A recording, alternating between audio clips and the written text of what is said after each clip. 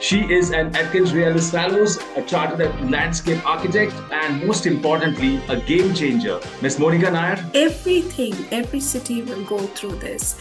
What we need is good governance, good professionals, good implementing bodies, who are cognizant. It's amazing how you manage to bridge creativity with commercial and environmental realities.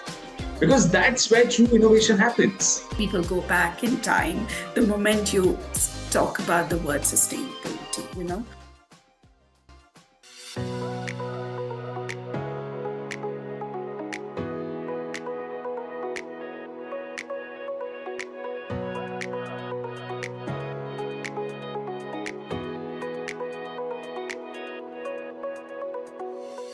Hello, everyone. You are tuned into FaceTime with Leaders, a podcast where we dive into the stories, challenges, and triumphs of some of the industry's most inspiring minds. I'm your host, Sunny Pancholi, and today, do we have a powerhouse joining us? Absolutely. She is not just an architect, but a visionary, a strategist, and a force behind some of the most sustainable and groundbreaking urban designs globally. With over 2 decades of experience spanning the UK, the Middle East, India, and beyond, she has redefined what it means to build with nature rather than against it. She is an AtkinsRéalis Fellows, a chartered landscape architect, a mentor, a business leader, and most importantly, a game changer in the realm of sustainability and climate resilience. And I'm absolutely thrilled to have you here today. Ms. Monika Nair, welcome to FaceTime with Leaders. Thank you, Sunny, for having me. It's a pleasure. Are you excited? Yeah, it'll be fun to have this chat. Because I think I'm more excited than you. Because today we are peeling back the layers of your incredible journey. So, Ms. Monika, before we dive into all the groundbreaking works you have done, let's take a moment to pause. You have built an extraordinary career. Global recognition, industry changing initiatives, and leadership at the forefront of sustainability. But tell me, do you ever have those rare moments where you stop and think about your career journey till now? Can you share your journey with us? I do. Thank you. It's, when you start a career, you begin something, you don't really think how far you go and what all are the different paths that you take. So when I look back, what I see is a professional with a lot of passion, grit, and determination, right? And that those values or behavior attributes is what has kept me going and keeps me going, into the future.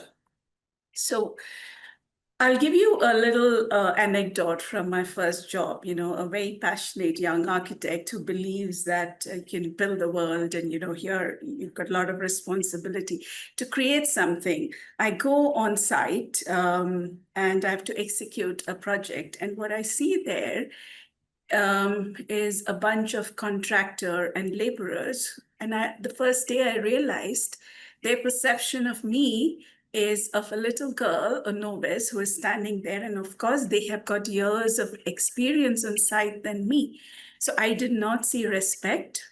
I saw suspicion, cynicism, everything. And that was 25 years ago. The isms that we hear today were not so prevalent. So I did not have a word to term it. But all I understood that day is I got to show them what I am as a professional, and they need to understand my capability. And I must say, within a week, I changed the status quo and I executed that project very well.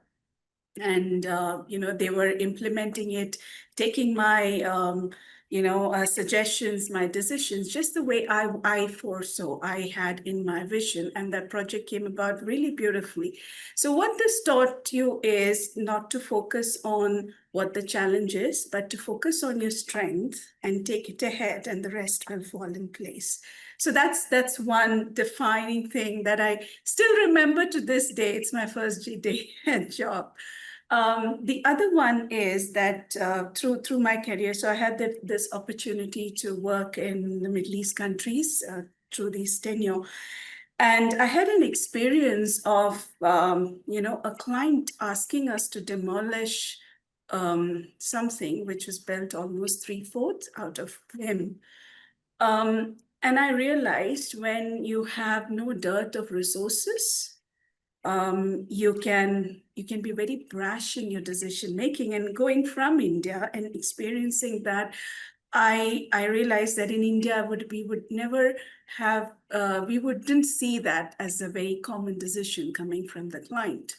But a few years later, in the same geography, I saw a skyline of cranes, half mast, due to global recession, right?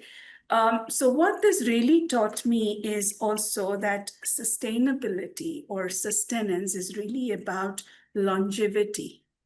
And how can you, not when the going is good, but even when the going is good, how do you ensure what you have, the resources that you have, has that longer lifespan? And then, and hence the returns is also maximized. So that's another one. Defining moments. I've had some great mentors in my career, and mentors usually happen to you, right? They say that mentors cannot be found or acquired. They just happen to you in different situations. And I've had great mentors like that. And these are people who also, so when I look back, people may be looking at me and saying, wow, what a successful career. But that successful career is also laden with failures, pitfalls. And what you really need during this time are people who will give you a hand, raise you up, and give you motivation to go forward. And I've had some wonderful people in my career like that. And every project that I have kind of, and working in different geographies in different countries, what I've also really realized is your priorities of consideration can be very different. And you will not have everything set in front of you. And that's where the intellect of a human being comes into play. Professionals like us, what we can really do is look at the challenge, identify the challenge, and make it better, even though it's not a perceived challenge. And that's where your success is. I can go on and on and on, Sunny, but I would say, time is very short. And in continuing conversations, we can always do more. It's so fantastic and fascinating to hear how those defining moments shaped your path. We often see accomplished leaders and the successes, but rarely do we get a glimpse into the pivotal moments that made them who they are. Amazing. I'm loving this conversation. So, continuing our conversation, Ms. Monika, your work is such a unique blend of creativity and strategy. You are shaping landscapes with artistic vision while also making critical commercial and environmental decisions that impact entire cities. So, I imagine there are moments when your designer instincts wants to push creative boundaries, but the strategist in you has to be balanced, has to balance visibility and sustainability. So, how do you navigate that fine line, ensuring innovation while meeting real world constraints? To explain this simply, I'll tell you what my belief of a city is as an urbanist, right? City is like an organism. It's not something, and that it's a scale and complexity of a city which makes it different from, let's say, a building or a smaller entity that we build. It evolves over time. And that's something that the landscape architect in me, the nature designer in me, has been taught and is very cognizant about. So time has a very important role to play in this. So when you look at projects in cities like that, and when you have to look at time and when you have to plan for time into the future, you need to be strategic, right? You got to kind of think through the what ifs, the scenarios which could occur, which might occur, and then bring yourself back in today's moment and say, okay, now how do I design for today? How do you design for near term, mid-term, long term? So flexibility and adaptability is very, very key in the complex designs that we do, right? Whether it is cities or large infrastructure, and the more complex your projects get, right, you got to influence decisions, stakeholders who are sitting on the table with multiple priorities, not just one. So you need to understand what are these different stakeholders and what are their priorities? What would they like to achieve in the near term, and how the near-term policies, the near-term stratagems that you take, how does it influence and give continuum into the long term? So when you start thinking in this kind of a big picture, you also organically put yourself in a very humble place, rather in the creative ego that we talk about in, creative people, because creative people are like, okay, this is how I'm thinking and this is the best and this is what it should be. But this kind of thinking that I just, explained here helps you to be very collaborative and prioritize based. So I'm someone who always prioritizes the need of the project, rather than the need in me, the demand in me. Yes, I have my principles and philosophies.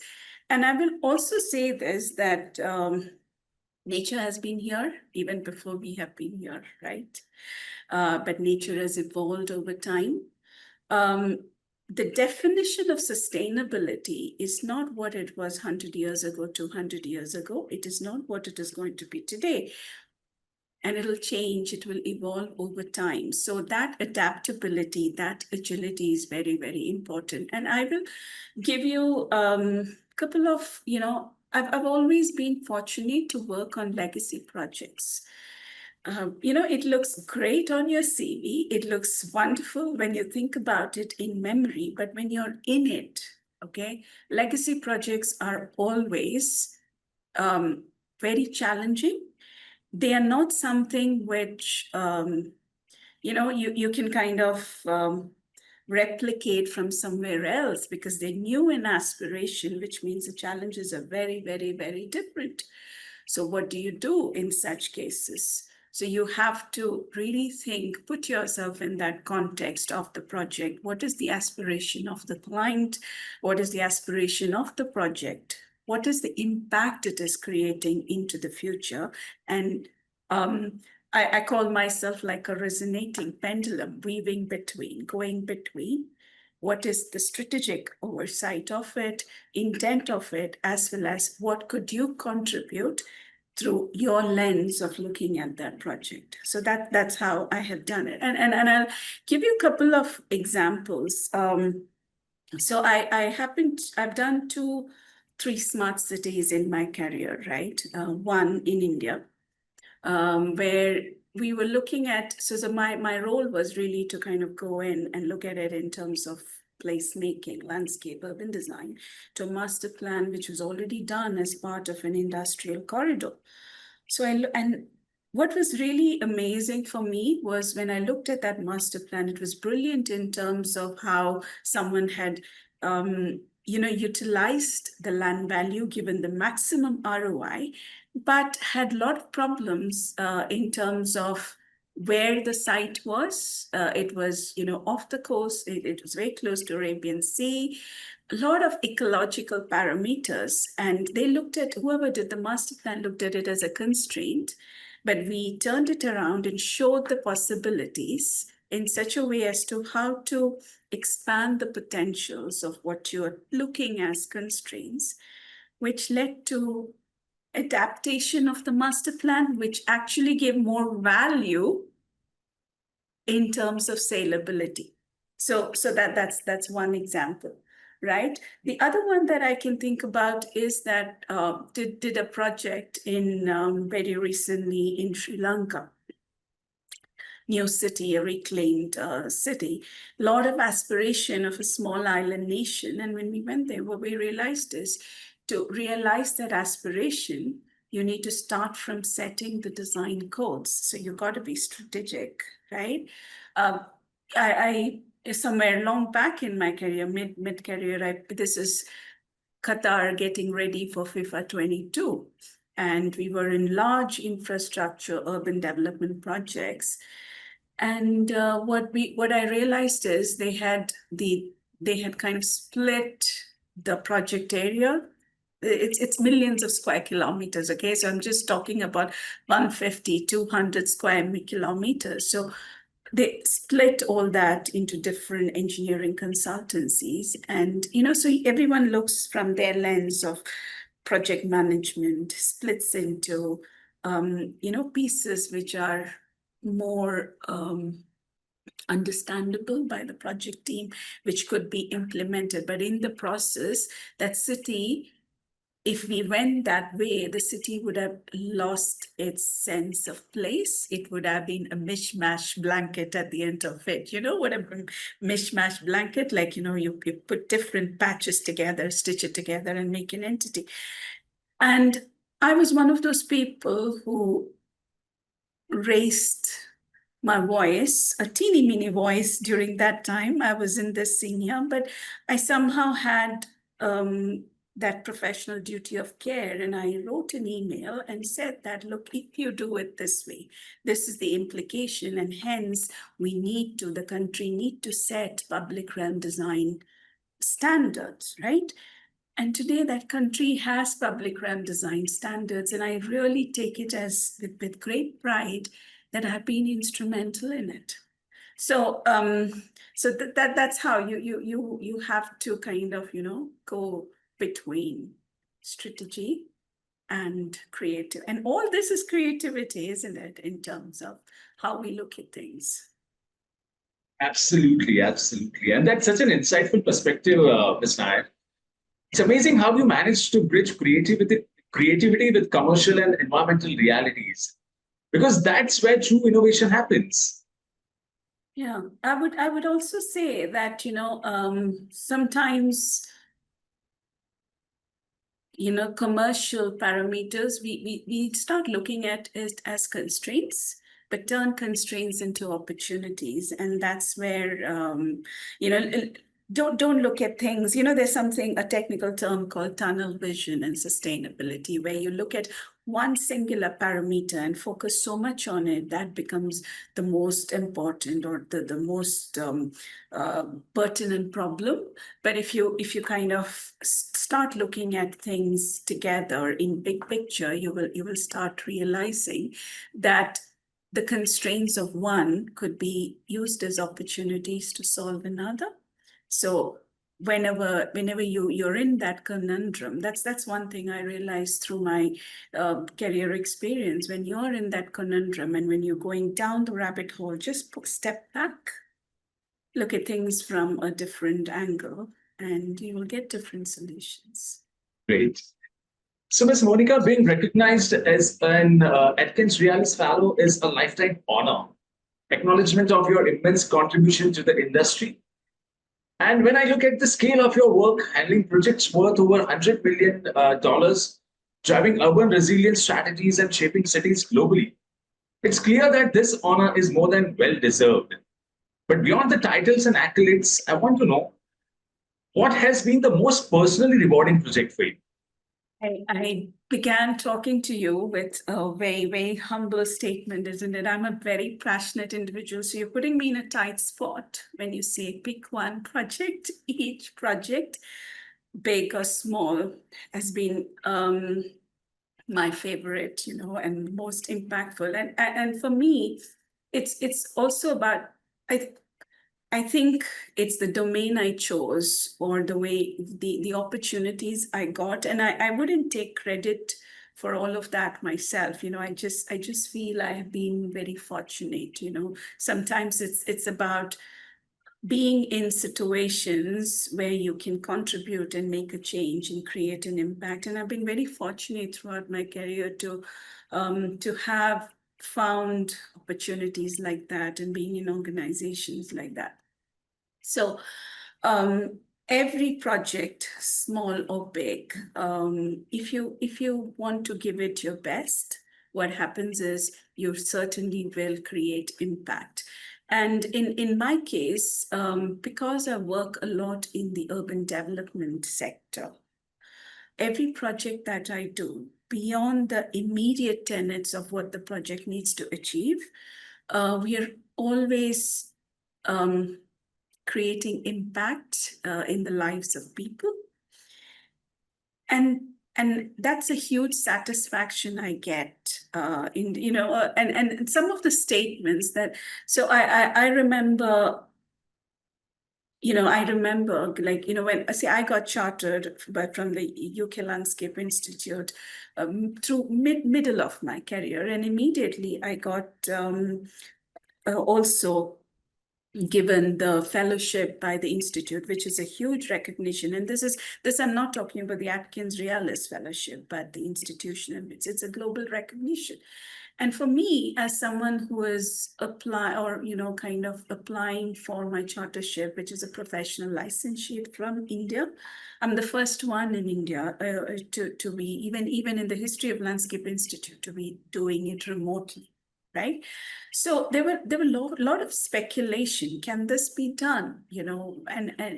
But then you kind of push that boundary and you attempt it and you feel, oh, okay, that's all it takes, right? So until and unless you push it and you try it and attempt it, you do not know. So again, everything that I have done, everything that I continue to do, I always try to give my fullest to it. Now, and so I'm a fellow in AtkinsRéalis. I'm a fellow in my professional institutions, which have global record.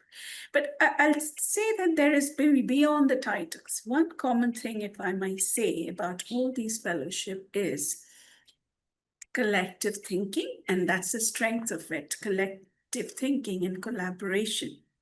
How do you come together as a group of people with expertise in different fields to solve a common problem, which could be in a project, which could be in industry, which could be about the future.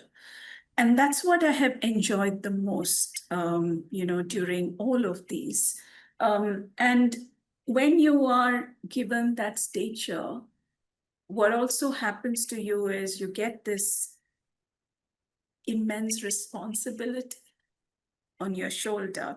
So to quite a lot of young folk who come to me, I do jokingly say that I believe in Spider-Man, who said, with great power comes greater responsibility, right? And I truly, truly believe in that. Every time you're given a stature, you're given more responsibility because the world believes in you. The world believes you to lead the way, to pave the path. And when you are traveling the road less traveled, it will have obstacles. You've got to clear the paths, right? You wouldn't know yourselves, but again, it's the courage and the grit and the determination. Now, when I say all this, and when you are part of a fellowship, more quite often the industry starts looking at you as a technical leader, right? And that brings about a question of, okay, but what about commercial acumen? What about business acumen, etc.? And people who are in this stature, they have all of this together, because you cannot put these things into different silos, right? You are in that kind of a position because you, over a period of time, have acquired these different skill sets that is required. But your biggest strength is that you're able to kind of think about all of this together rather than silos. You're able to influence and negotiate policy. So I am part of, global design councils, both internationally as well as in India in some of the state governments, where, I am able to kind of review and give my my expertise into policies which are coming out, projects which are coming out. And what you bring there is perspective laced out of experience. And that's what a fellowship really gives you, and that's how you're able to take it forward. I hope I was able to answer your question. Absolutely, Ms. Nair, and that's truly, truly inspiring. It's incredible to hear how this recognition isn't just about the title, but about the real impact you have made. All right, so continuing our conversation, Ms. Monika, when we think about cities, we picture vibrant spaces, communities thriving, and people at the heart of it all. But with rapid urbanization, it often feels like cities are being built more for economies than for the people who actually live in them. Skyscrapers rise, industries expand, but are we truly designing for human experience, or are we prioritizing commercial growth? In your vast experience shaping urban landscapes, how do you see this balance playing out? So, like I mentioned before, I'm someone who believes that city is an organism, right? It is. And people, city, urbanization, all this influence each other to shape up a city, right? And you just said that, rapid, again, the defining, I wouldn't call it the denominator, but the defining aspect in all of this is time. And if you're cognizant of time, and if you're able to play with time or understand, we will be able to create cities despite the rapidness. I am 2/3 of the world is urbanizing as of today. Now, I know that there are a lot of theories, there are a lot of there's always pros and cons, and there's always two sides of a coin, right? But what we should, I mean, if you ask me what is that one city which performs well, I would say none as of today. What is that one city? So rather than saying that, because cities are constantly evolving, but if we look at what we should really look at is what is it that's working? We just look at India. We are on a growth phase. Every couple of years, we are becoming, fourth or third. Our future of being one of the biggest economies of the world is not far away. However, we are also one of highly populated countries in the world. We are rapidly urbanizing. We have a lot of parameters we need to consider along with growth, right? A nation can call itself developed only if it's in all the indices which kind of define that is at par with other developed nations of the world, what United Nations is set up. So you cannot move, one. Now, to have an increased GDP, you need growth, you need industries, you need development, you need infrastructure, you need construction. So can you just say, okay, let's not do all this? Then we're not growing, and we need that growth. And I'll give you a very simple example. So when we had the COP16 in Glasgow, I, as a climate responsive professional who works quite a lot in terms of mitigation and adaptation, I follow all the COPs. And I was a little disappointed when our Prime Minister said that 2070, that's where India would set net zero ambitions, whereas the other markets and geographies that I was working in the UK, we were saying 2030. So as a person, however, after that, when I came and read the fine print, is where I realized that for us, 2070 is very realistic in a long-term aspiration, because to get to net zero, we need to build up our infrastructure. And it's, and it takes us back to the adage that Rome was not built in a day. So we got to be patient. The other thing that I want to say is anything that is sustainable, anything, whether it is growth, whether it is economics, whether it is cities or places which are user-friendly, right? It's all about efficient planning and efficient in implementation. So if I tell you about some of the projects that I've been part of, internationally, the biggest advantage of working internationally is that you see your vision implemented, right? And different countries, different regions and economies have different pace of implementation, right? And while that is happening, there will be discomfort. But we all, as good citizens, can contribute to it. The other, and you also asked me, what is it in terms of good placemaking? So I'll tell you something now. This I'm talking about as a landscape architect, as an urban designer. Good thing about a place is something which stands the test of time, right? So while you're designing, and a human being's lifespan, forget about the lifespan, even the professional span is limited, right? 30 years, 40 years, you're not going to be working beyond that. But cities, places are going to be there for centuries together. So why is it that we all love to go to places in Europe, in the Far East? And what do we really love about those places is how classic they are, how eternal they are. And with the changes of time, they have been adapting, right? And that's why we find it. So again, it's an aspect of time. So we need to be creating our cities, doing our planning, our policy, which takes into account of time and looks at the near term, the midterm, and the long term implications, and also the implementation strategies.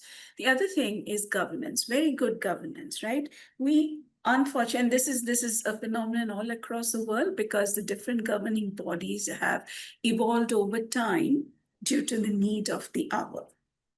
But their jurisdictions are kind of diluted. So, so we have fragmented governance in this space. So what kind of system and structure and framework can we enable to consolidate that fragmented governance? And there is efficiency in this. And this is what is really interesting is, if you're someone who's following artificial intelligence today, how quickly, how great is that information, right, at fingertips? So can we use all that and remove inefficiencies and bring that consolidated framework? That's a good way of doing things. The other thing is circularity.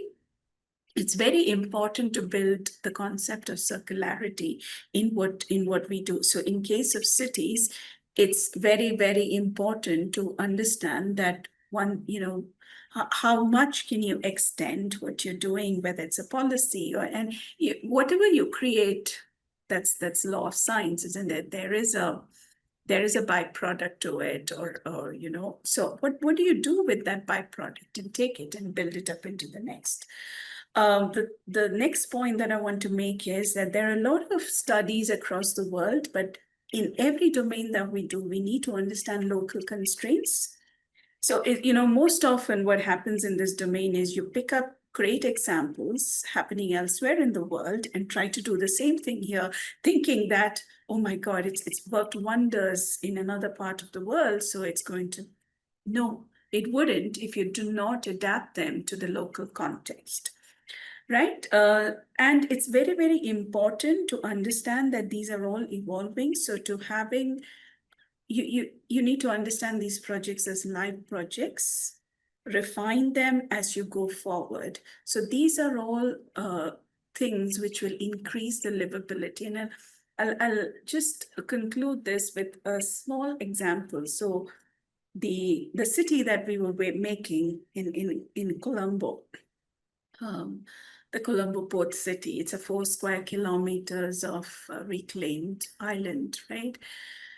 It's a walkable, livable city that we master plan. A lot of international consultants, including us across the world, come together. But you know, it's quite interesting. Large boulevards, large public realm where people can walk, cycle. But you know, the aspiration, the economic aspiration of that island nation is to own a car, right? And we in India, we're not, you know, it's very, very recent in our memory, right? The concept of nano that Tata brought about. And nano was successful because it provided a tangible outcome to an urban aspiration. So you need to match up these contexts, right? And that's part of user experience. So that is very, very important, recognizing the aspiration of your user group. You know, it's very, very important to increase. And there are some bad examples, which is all over the news. I do not want to quote all of them.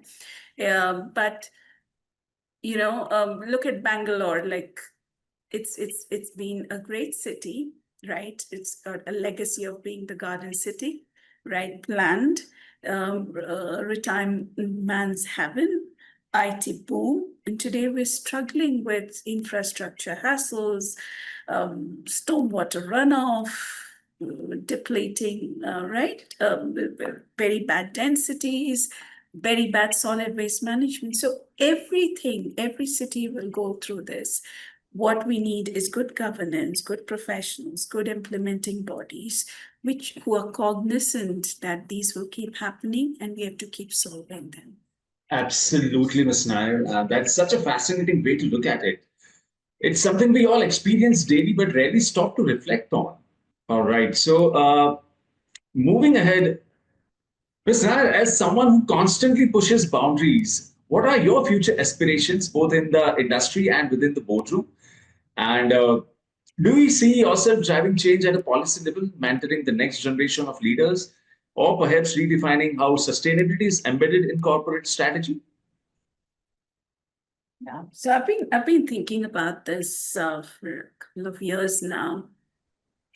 And I realized that sustainability should not be an offshoot. It should not be a parallel line which traverses all the other priorities of what we do. And I wouldn't just, you know, it's not just corporate governance that I'm talking about. I'm talking about businesses, governance, I'm talking about public bodies. So the biggest change that I hope to bring about, or what I want to at least influence, is embedding sustainability in what we do. And, you know, today, what I have experienced is that there is a lot of jargon around this term, but we lack the awareness and the understanding of what it is. Because it's an umbrella term, it encompasses a lot of different aspects of it, and all aspects may not be relevant to all the organizations or to all, you know, governing bodies. So the first thing is to really, really build up awareness, build up that embed. How do you embed? And you can embed something only if the industry, the people, they see the benefit to embedding it, right? You know, in engineering, in design, in construction, there is this term called value engineering. Now, value engineering is you finish design and then you kind of do this buildability exercise to reduce cost. So cost is such an ingrained parameter, safety, ingrained parameter, time, ingrained parameter. So how do you embed sustainability? And you asked me some time back, right? The question of growth, right, or economic. Now, all these are parallel parameters which need to be slowly, you know, increased to be somewhere equitable with each other. You cannot let go of one and say, you know, this and that. And what I also realize is that when we say sustainability, there is a nostalgia to it. So people go back in time the moment you talk about the word sustainability, you know. But even when we are kind of saying that, I don't think we really believe that we need to go back in time. it's just a comfort. That nostalgia is just a comfort. So we need to be futuristic. We need to be, tomorrow's world is very different. If, as human civilization, if we were always about going back in time, we would remain at Stone Age, right? But we have always seen progress. That's what human intellect is about. And that's what I want to influence and negotiate in the board. And to negotiate all this, it's also my work in the last 2 years in my previous organization, AtkinsRéalis, that I realized that to embed, and it's such a tall aspiration, right? And to embed that, it's equally difficult, because that's not what people are habituated to. That's not what your clients are asking for, and so on and so forth. So to embed that kind of behavioral change, it needs to be a top-down approach. And then you need to kind of embed it at grassroots levels and move it from both sides so that the whole ecosystem transforms. And hence, I would like to position myself in forums of prominence and leadership, and that's where I look at boardroom, right, where I can influence that thinking, influence the importance and the benefit of it, because in a boardroom leadership, that's what you are. You're a visionary. You are looking at what ifs, right, and you're advising and you're encouraging the C-suite, the organizations, to kind of push the narrative forward. And that's what I really intend to do. And I've begun to do that. And I'm into the new role. By the time maybe this a podcast comes alive, I would have picked up my new role in the building and the built environment, directing some, again, the buildings and places business in an organization. And I really intend to do that, again, scaling global economies in this.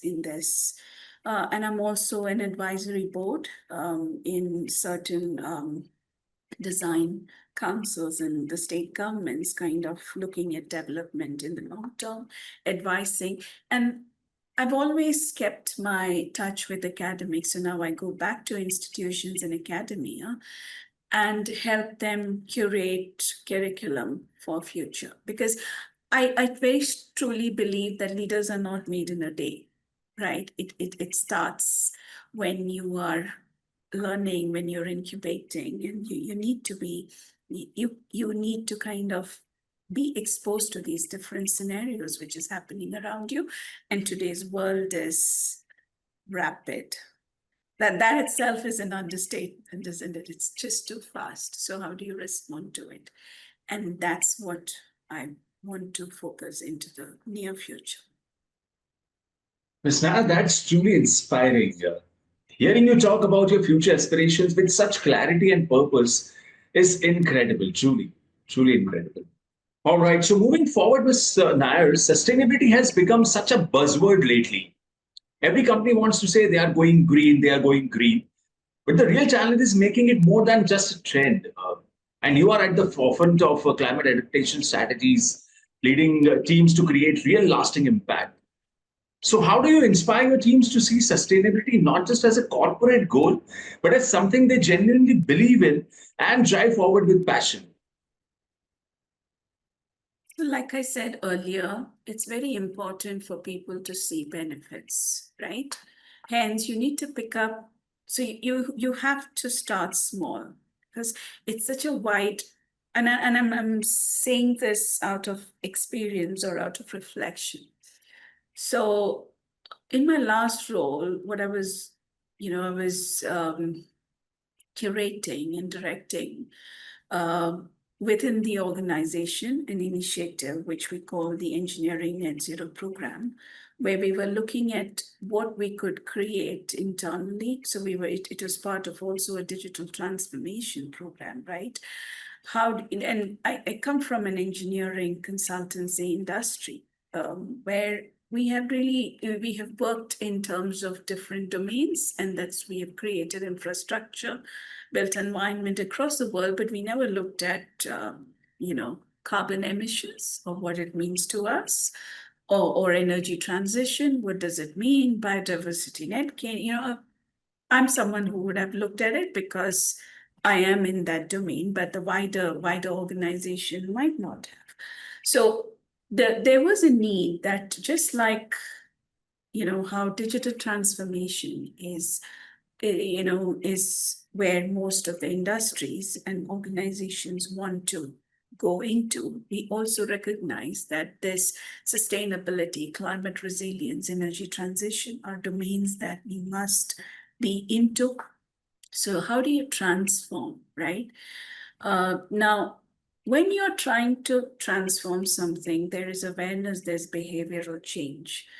But if we only kind of deliver behavioral change or give learning and development modules, you're not really bringing about the change.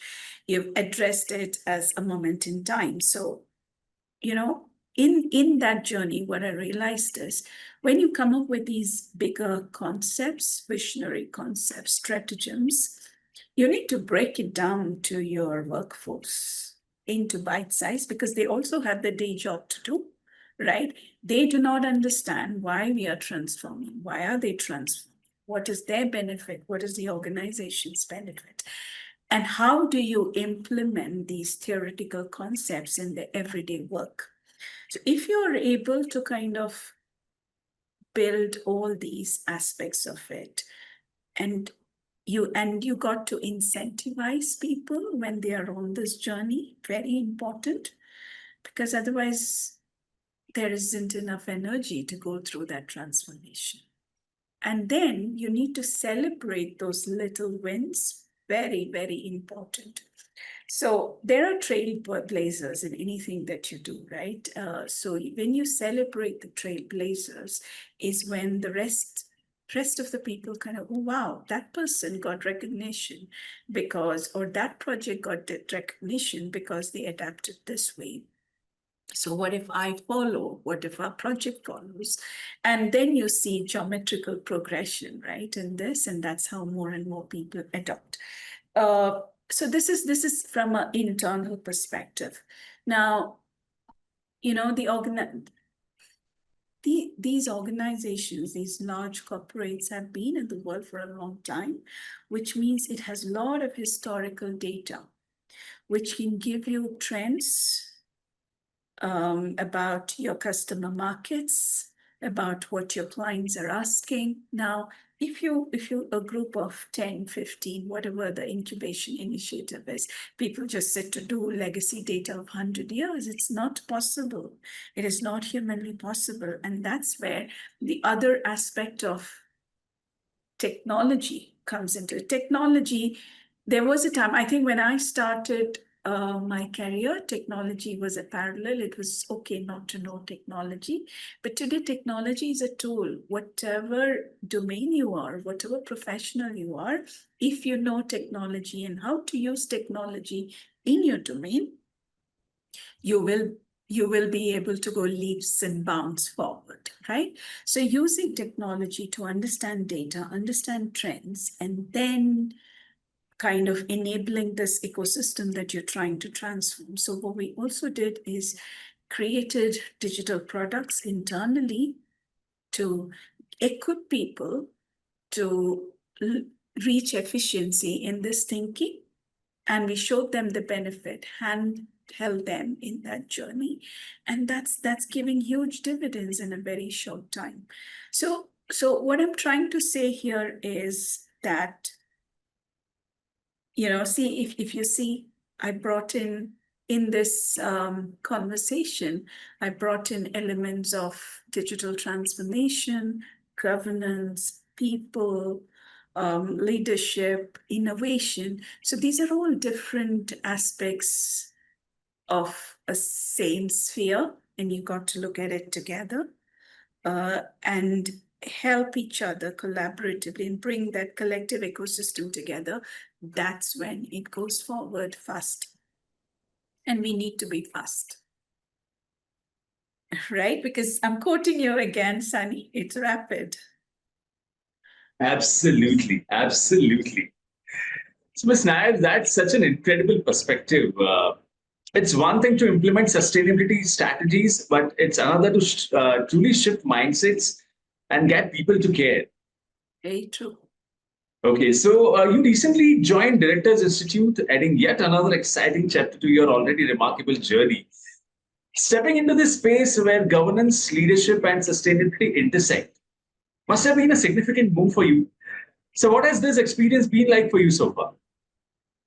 It's been brilliant because, like I said, that I've been wanting to, get myself into that position of prominence and leadership. And I realized, and when I enrolled myself into the Director Institute programs, I realized how much I do not know. And what it really, the program, the course is fantastic. The masterclass is really brilliant. These are industry experience, industry leaders who are coming, and international people and national people with a lot of experience. I wouldn't have got an opportunity if I hadn't enrolled to kind of interact and learn from the best. So I think that's been, and I'm still on my journey of learning. And I think it's been phenomenal for me, the exposure, the experience, and how much I've expanded in my knowledge. And the fact that this is being done in the ages of SEBI and the governing bodies, and information in terms of how knowledge is required to be a good board leader, all that is extremely valuable. And the Directors Institute has really given me that value. That's amazing to hear, Ms. Nair.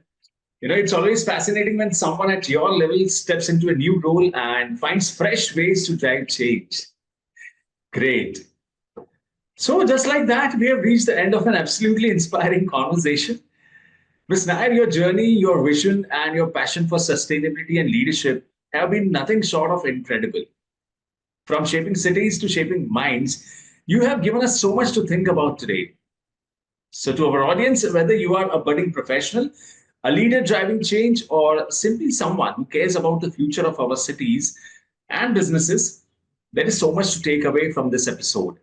Remember, impact isn't just about titles or positions, it's about the choices we make every day to build something better.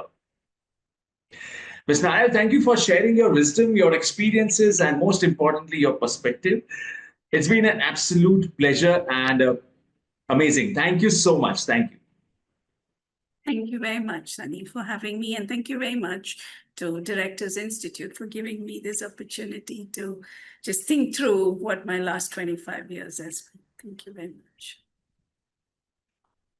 Thank you once again, Ms. Nair. And to our audience, if you enjoyed this conversation, don't forget to like, share, and follow FaceTime with Leaders for more inspiring stories from visionaries shaping the world. Until next time, stay curious, stay inspired, and keep pushing the boundaries. Thank you so much.